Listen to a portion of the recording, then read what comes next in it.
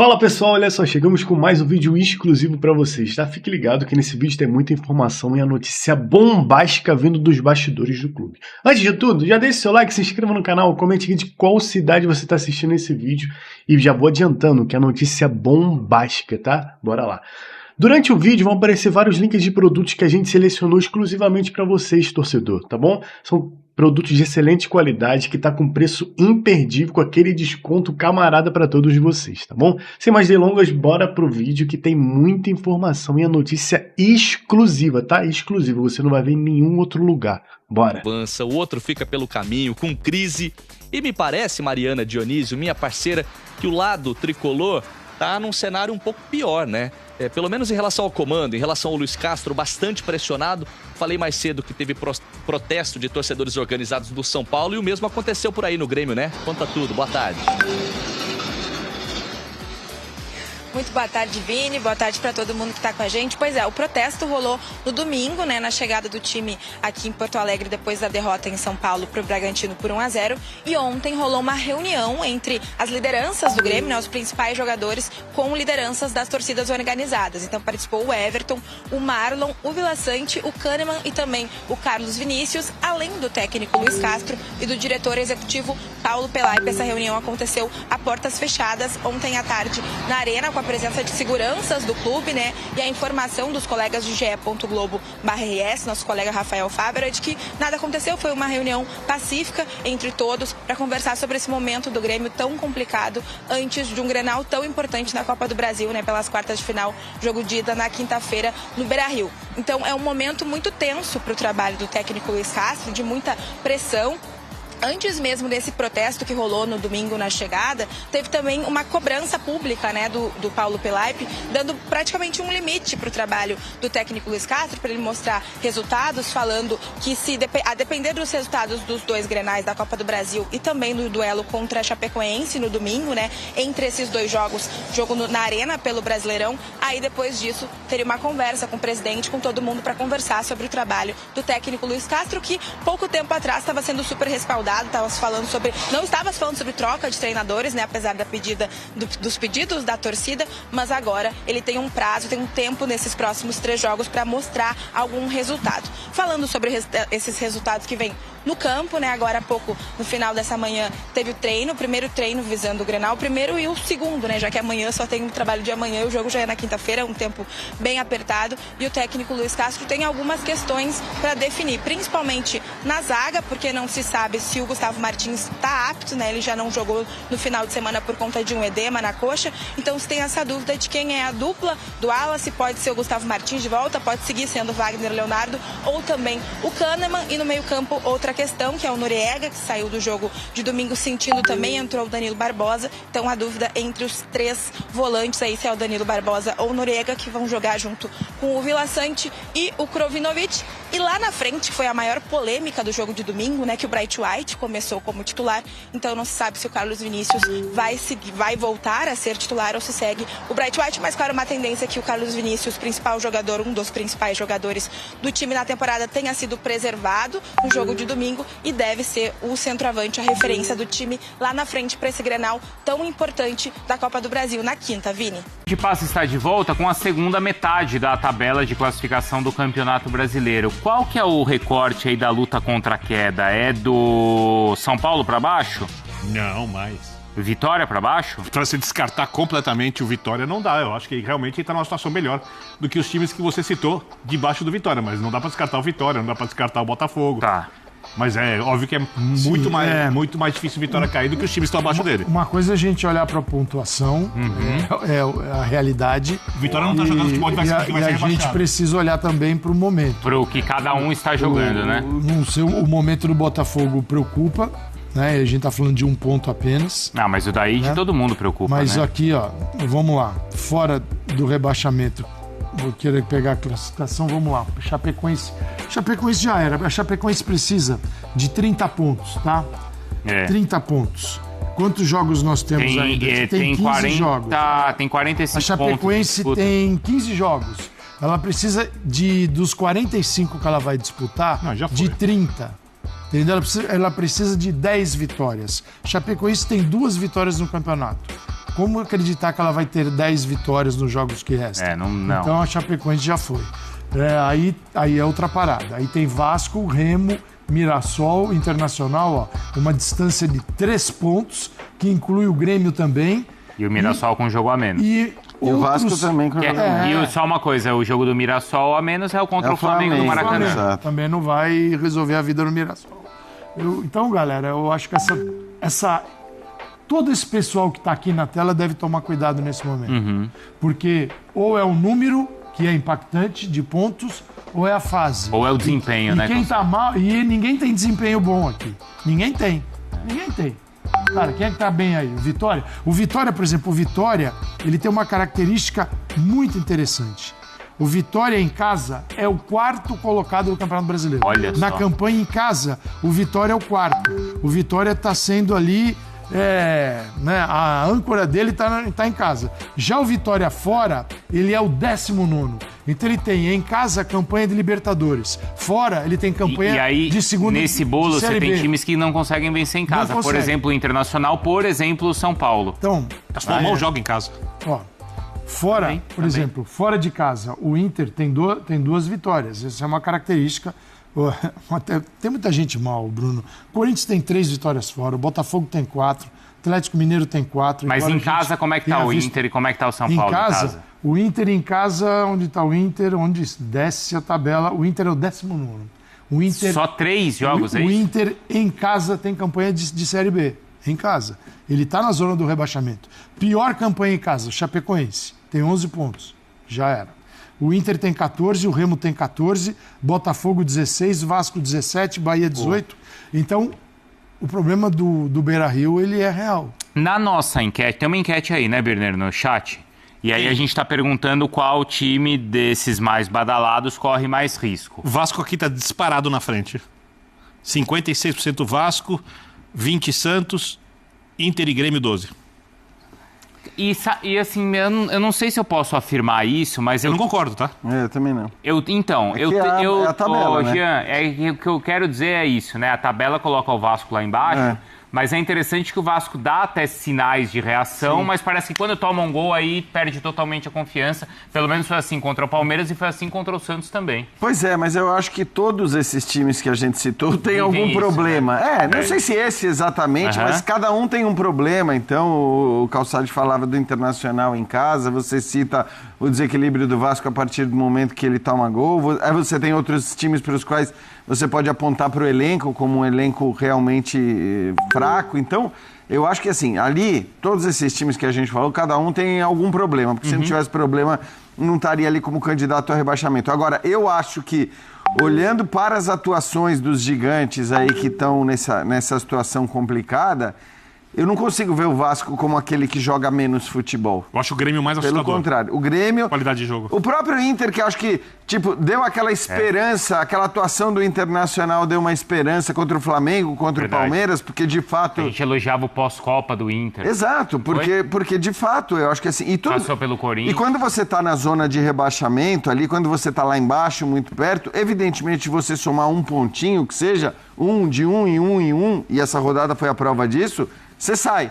Se você conseguir empatar vários jogos na sequência, a tendência é você sair, porque os times que estão lá embaixo, em geral, perdem, como aconteceu nessa última rodada.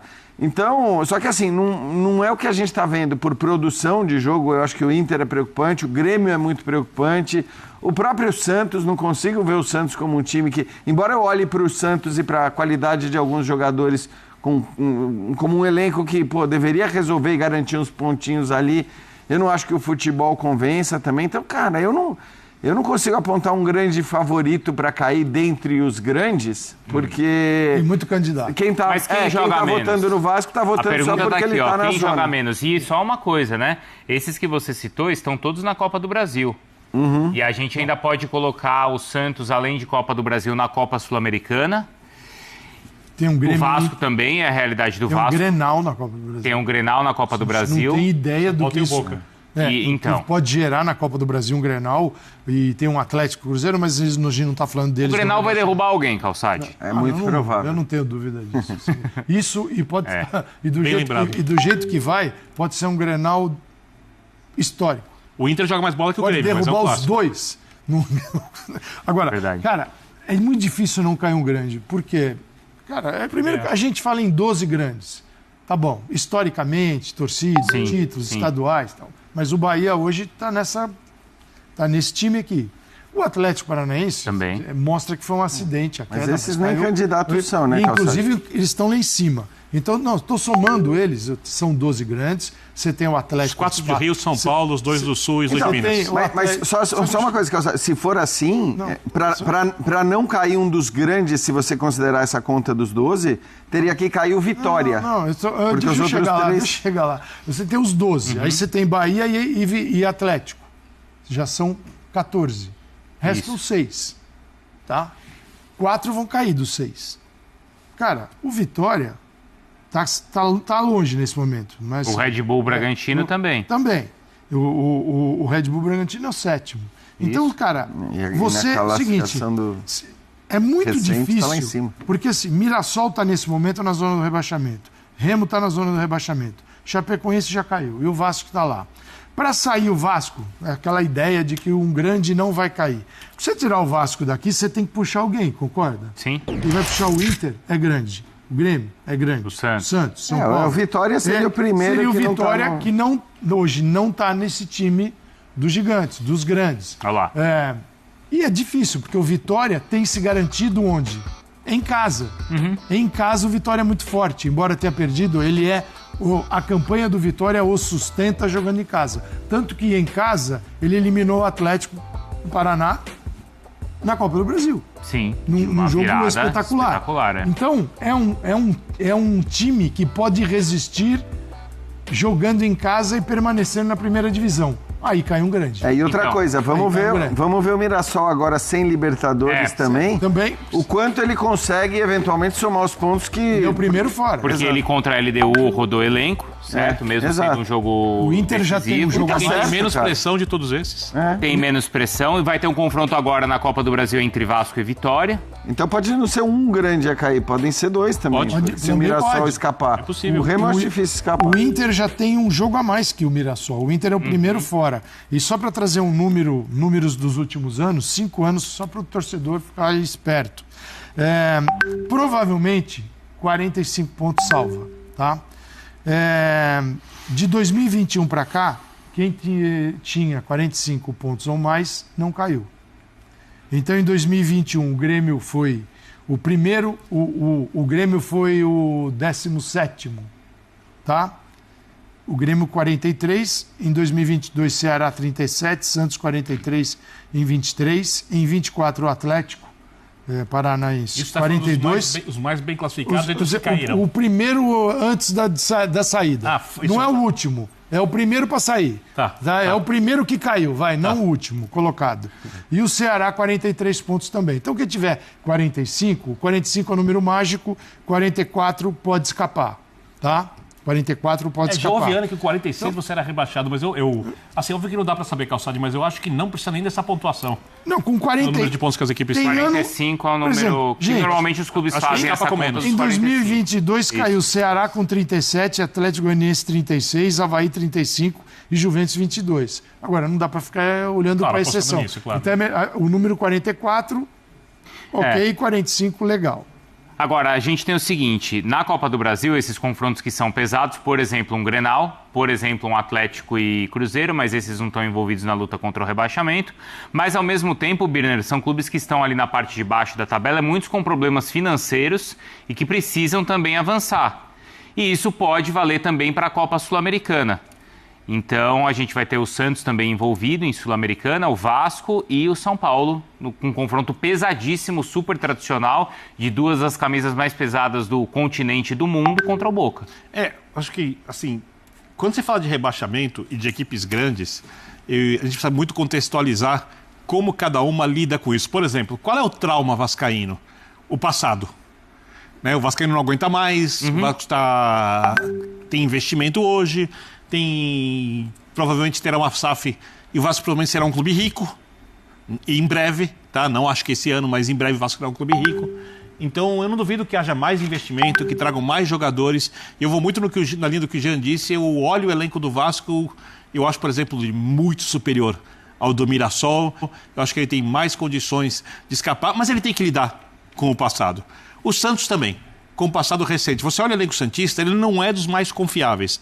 Alguns jogadores envelhecidos, a dependência do Neymar para você ter um time mais consistente. Tem um técnico que sabe lidar com essas circunstâncias, que é um cara preparado para esse momento difícil, né? De as coisas, as nuances do futebol brasileiro que não são para qualquer treinador. Mas você tem algo traumático que seria um rebaixamento do Neymar. Que é o passado. Não, acho que é o rebaixamento do Santos para recente. Tá. O Santos se acostumar com uma situação dessas. O Grêmio, para mim, está perdido. O Grêmio, para mim, está insistindo naquilo que eu acho que não vai funcionar. O quê? O Luiz Castro? A ideia de jogo. E para os times gremistas, geralmente, até quando eles estão em situações muito difíceis, a não ser uma versão só do Grêmio lá de trás, eles lutam muito. E esse time do Grêmio, parece que ele tenta lutar, mas ele não consegue competir. De fato, o Inter compete. E o trabalho do Pesolano, apesar do time estar em crise, está vivendo essa coisa também, porque o Inter também caiu já não faz tanto tempo e tem um pouquinho essa memória do rebaixamento recente. O Inter ano passado também lutou muito para não ser rebaixado.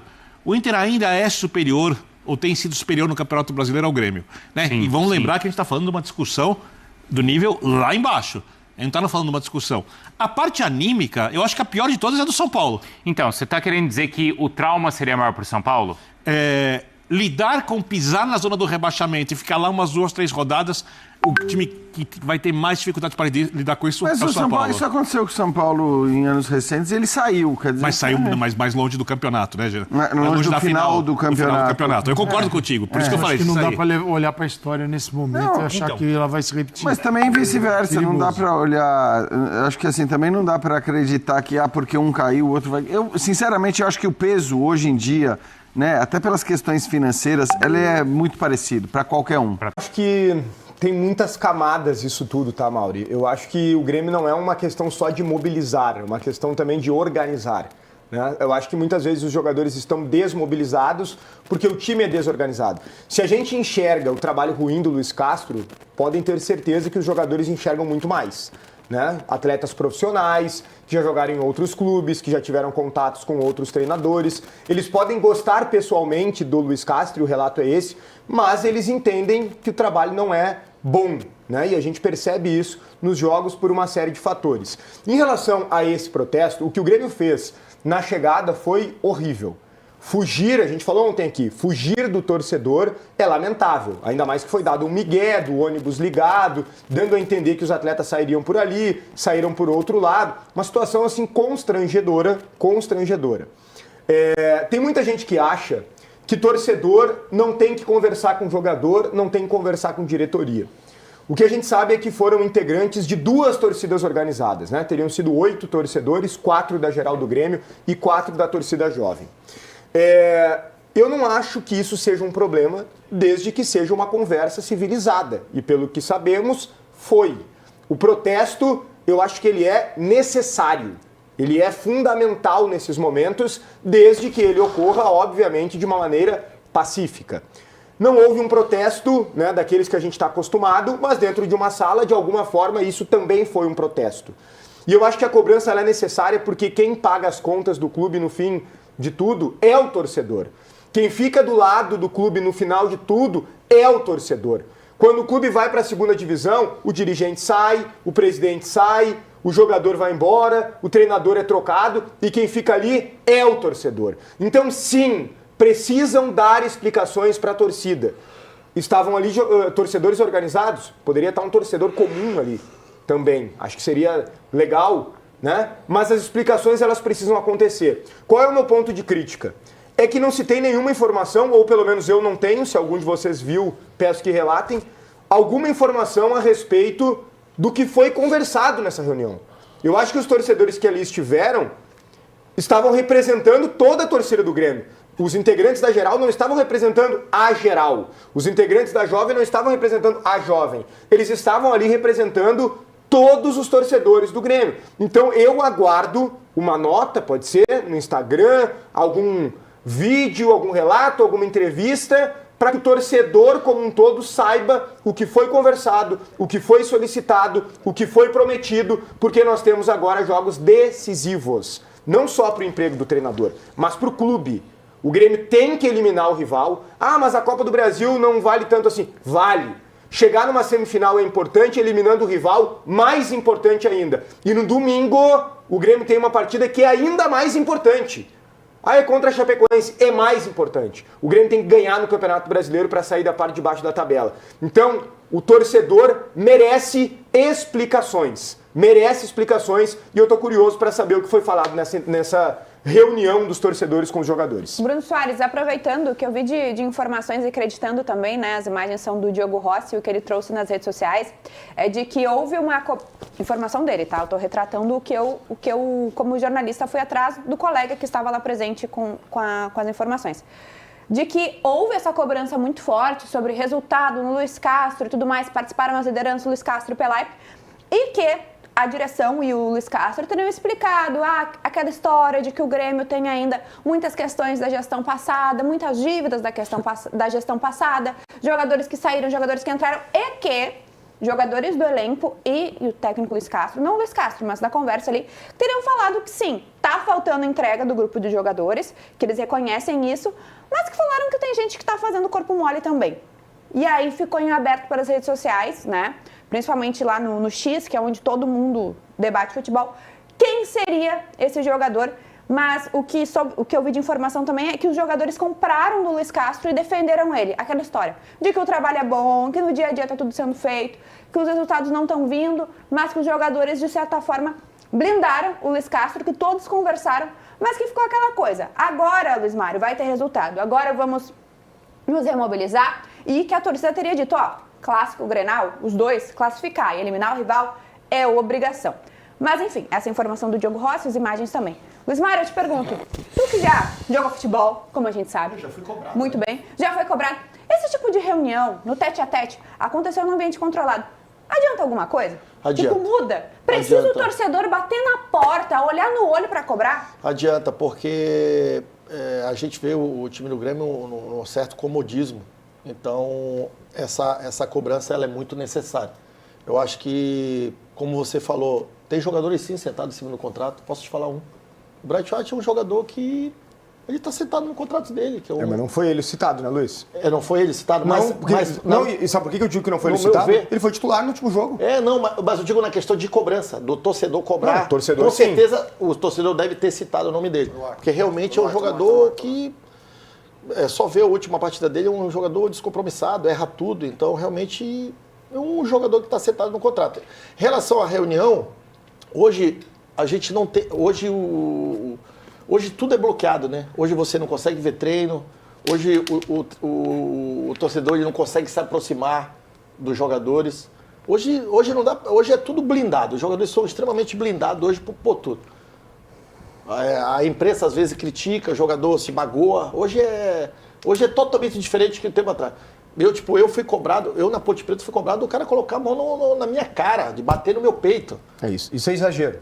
Tudo bem, é exagero, mas eu digo assim, hoje eles são extremamente blindados. E essa conversa é muito válida, gente. É muito válida. Com certeza foi muito produtiva. Eu não sei o que eles conversaram, mas deve ter a cobrança. E o Luiz Castro tem que entender a dignação do torcedor gremista. E eu acho que foi por isso essa reunião. Ele precisa escutar do torcedor que ele não está bem, que ele não faz o time andar, que as coisas não acontecem, que o Grêmio está vivendo um momento horroroso, que o time não joga, o time dele não joga, o time dele é passivo. E ele precisa escutar isso do torcedor. Foi isso que ele escutou ontem, com certeza. Então, esse tipo de cobrança é muito válida. E eu acho que muda sim, tá? Muda muito sim. O torcedor ir ali falar com os jogadores, eu acho que o jogador entende da tristeza e da indignação que o torcedor está. E o jogador tem que dar um respaldo aonde? Dentro de campo. E a gente espera que isso aconteça quinta-feira no primeiro jogo das quartas de finais no Beira-Rio. Agora faz sentido essa ideia do grupo de jogadores defender o Luiz Castro. Então é isso, pessoal. Espero que vocês tenham gostado. Então já deixe seu like, se inscreva no canal, comente aqui de qual cidade você está assistindo esse vídeo. E eu quero saber de você, o que você achou dessa notícia. Deixe aqui nos comentários, tá bom? Muito obrigado por ter assistido o vídeo até aqui e até a próxima. Valeu!